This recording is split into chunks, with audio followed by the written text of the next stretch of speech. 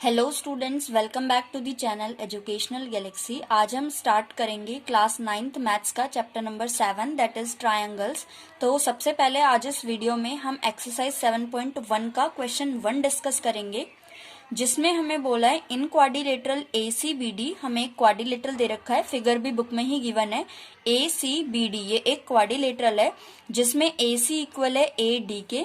AC means ये वाली side AD के इक्वल है, इसलिए इस पे वन लाइन भी पहले से बुक में डली हुई है, मीन्स ये दोनों साइड्स इक्वल हैं। And AB bisects angle A, और जो AB लाइन है वो एंगल A को बाइसेक्ट करती है, मीन्स टू इक्वल पार्ट्स में डिवाइड करती है। मतलब एंगल CAB इक्वल है एंगल DAB के।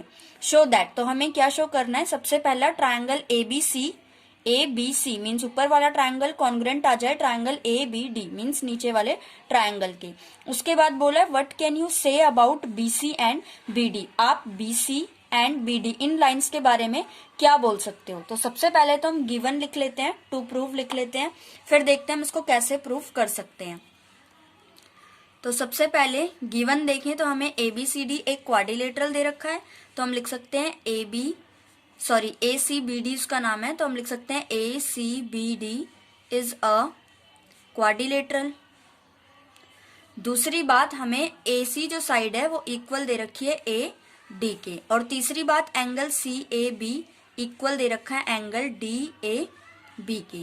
ये तीन बातें हमें गिवन दे रखी है। उसके बाद टू प्रूव, हमें प्रूफ क्या करना है, दोनों ट्रायंगल्स को कॉन्ग्रुएंट प्रूफ करना है। तो हम लिख सकते हैं ट्रायंगल ABC कॉन्ग्रुएंट आ जाए ट्रायंगल ABD के, ये हमें प्रूफ करके दिखाना है। तो सीधा प्रूफ स्टार्ट करेंगे, क्योंकि इस क्वेश्चन में हमें कंस्ट्रक्शन की कोई नीड नहीं है। ACB एक ट्रायंगल बना हुआ है, ऊपर ही अलग और नीचे ABD। तो हम डायरेक्टली प्रूफ करना स्टार्ट करते हैं। सबसे पहले हम लिखते हैं in triangle ABC and triangle ABD। इन दोनों ट्रायंगल्स में हमें तीन चीजें इक्वल दिखानी है।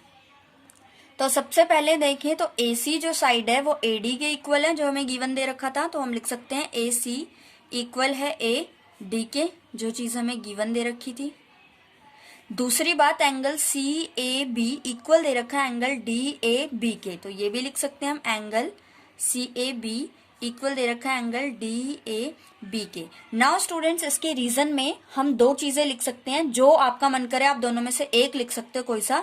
या तो सिंपली गिवन लिख लें, क्योंकि हमने गिवन में लिखा हुआ है कि ये दोनों एंगल्स इक्वल है। या फिर हम लिख सकते हैं कि लाइन AB जो है वो एंगल A को बाइसेक्ट करती है। ये हमें क्वेश्चन में ही दे रखा था, AB बाइसेक्ट्स एंगल A। तो हम दोनों में से कुछ भी लिख सकते हैं। यहाँ पे हम गिवन लिख लेते हैं अभी। और थर्ड चीज जो है, AB ऊपर वाले ट्रायंगल में भी आ रहा है और AB नीचे वाले ट्रायंगल में भी आ रहा है, तो हम लिख सकते हैं AB इक्वल है AB के एंड रीजन इज कॉमन, दोनों में ही कॉमन है ये साइड।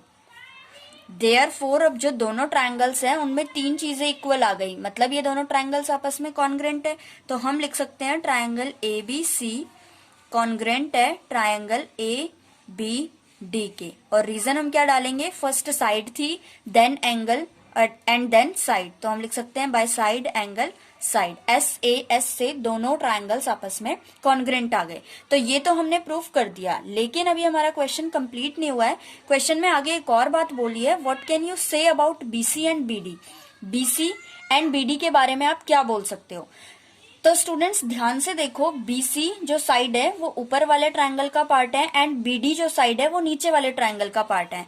मींस हम लिख सकते हैं BC इक्वल होगा BD के। क्यों, क्योंकि दोनों ट्रायंगल्स के कॉरेस्पॉन्डिंग पार्ट्स हैं। तो हम लिख सकते हैं by CPCT corresponding parts of congruent triangles. जो दो ट्रायंगल्स हमने कॉन्ग्रुएंट किए थे उनके कॉरेस्पॉन्डिंग पार्ट्स हैं, इसलिए ये भी आपस में इक्वल होंगे। तो फर्स्ट पार्ट में हमें ट्रायंगल्स को कॉन्ग्रुएंट करना था, जो हमने किया। और सेकेंडली हमें बताना था BC एंड BD के बारे में आप क्या बोल सकते हो, तो हमने बता दिया ये दोनों इक्वल हैं बाय CPCT।